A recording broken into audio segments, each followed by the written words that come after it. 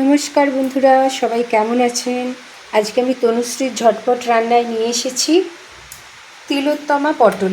এই যে এটা তিল, সাদা তিল নিয়েছি। আর এখানে পটলগুলো দেখুন আমি কিভাবে কেটেছি। এই যে এইভাবে কেটে নিয়েছি প্রত্যেকটা পটল। ভালো করে ধুয়ে দুটো সাইডে একটু একটু করে এইভাবে আমি কেটে নিয়েছি। আর এখানে ফোড়ন দেব বলে শুকনো লঙ্কা আর কালো জিরে, আর এখানে একটা টমেটো, একটু আদা, কাঁচা লঙ্কা, ক্যাপসিকাম।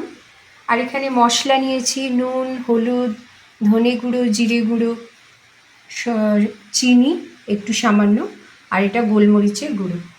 তো এবার সবাই রেসিপিটা দেখতে থাকুন।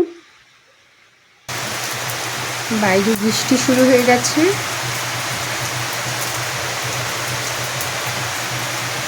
আর আমি ঝট করে রান্নাটা করে নিই।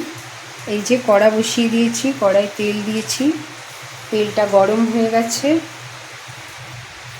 এবার প্রথমে এই পটলগুলো দিয়ে দিচ্ছি।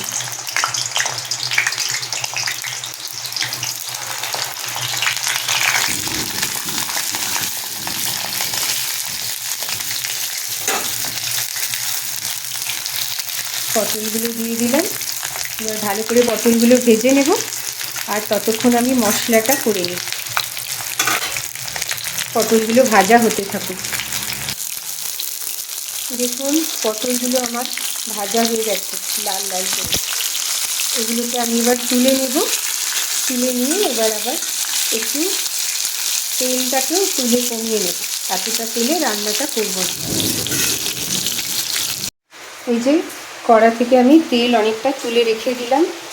এবারে আমি এই শুকনো লঙ্কা আর কালো জিরেটা ফোড়ন দিয়ে দিলাম, আর এই ক্যাপসিকামগুলোও দিয়ে দিচ্ছি।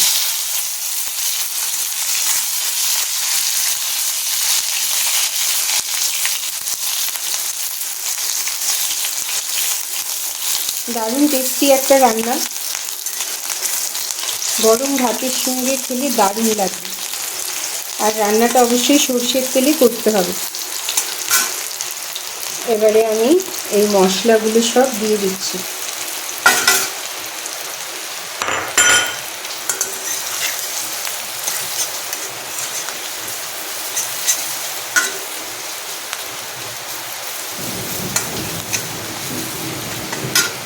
আর এই যে মশলা বেটে রেখেছি আর এই যে ভাজা, এগুলো সব দিয়ে দেব।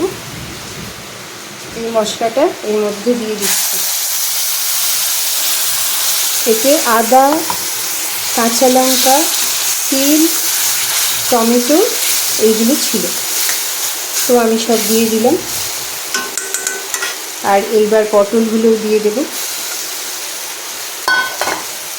কত সহজ একটা রান্না দেখুন বন্ধুরা, আর ভীষণ টেস্টি। এবার এই মশলা ধোয়া জল একটু দিয়ে দেব।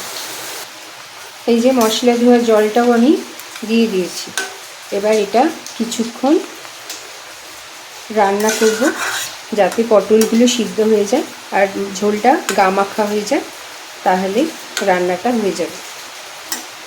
একটু পরে দেখাচ্ছি। তো দেখুন বন্ধুরা, আমার আজকে তিলোত্তমা পটল রেডি হয়ে গেছে। একদম গামাখা মাখা রান্না, আর ভীষণ টেস্টি একটা রান্না। গরম গরম ভাতের সঙ্গে একবার খেলে এই টেস্ট ভোলা যাবে না। এবার আমি গ্যাসটা অফ করে দিলাম। এই যে দেখুন কত সুন্দর দেখতে হয়েছে দেখুন। এবার আমি এটাকে সার্ভ করে দেখাচ্ছি। তো দেখুন বন্ধুরা, আজকে আমাদের তনুশ্রীর ঝটপট রান্নায় তিলোত্তমা পটল রান্না হয়ে গেছে। তো সবাই এইভাবে বাড়িতে অবশ্যই রেসিপিটি ট্রাই করবেন, আর কেমন লাগলো অবশ্যই আমাকে জানাতে ভুলবেন না। সবাই আমার সঙ্গে থাকবেন বন্ধুরা, ভালো থাকবেন সবাই। Bye bye.